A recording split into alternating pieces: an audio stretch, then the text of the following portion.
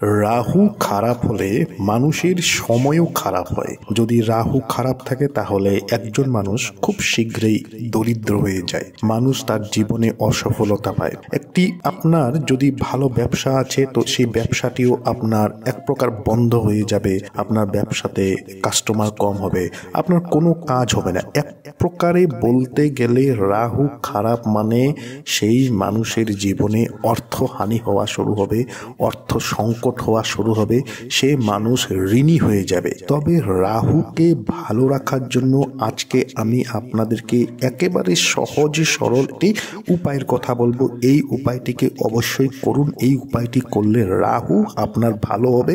এবং রাহু যখন কাউকে দিতে আরম্ভ করে, রাহু এত বেশি দিয়ে থাকে যে মানুষ কল্পনা করতে পারে না, মানুষ স্বপ্নেও ভাবতে পারে না। তো নিয়মটি জানার পূর্বে এই চ্যানেলটিকে সাবস্ক্রাইব অবশ্যই করে নিন যারা চ্যানেলে নতুন রয়েছেন, এবং এই ভিডিওটিকে একটি লাইক করে নিন, শেয়ার করে নিন, যাতে ভিডিওটি অন্যেরা দেখেও উপকৃত হতে পারে। দেখুন, রাহু যখন খারাপ হবে সেই সময় আপনাকে রাহু মন্ত্র জপ করতে হবে, এবং তার সঙ্গে আপনাকে কি করতে হবে, আপনি কুকুরকে আপনি খেতে দিবেন।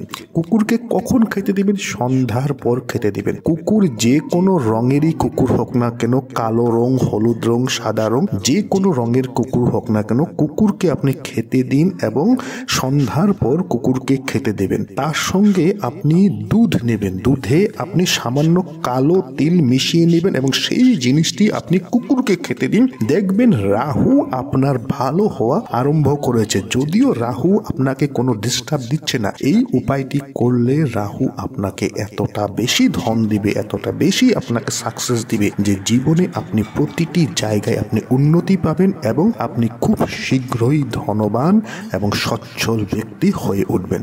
আশা করছি ভিডিওটি আপনাদের ভালো লেগেছে। ভালো লেগে থাকলে চ্যানেলটিকে সাবস্ক্রাইব করে নেবেন এবং এই ভিডিওটিকে একটি লাইক এবং শেয়ার অবশ্যই করে নেবেন।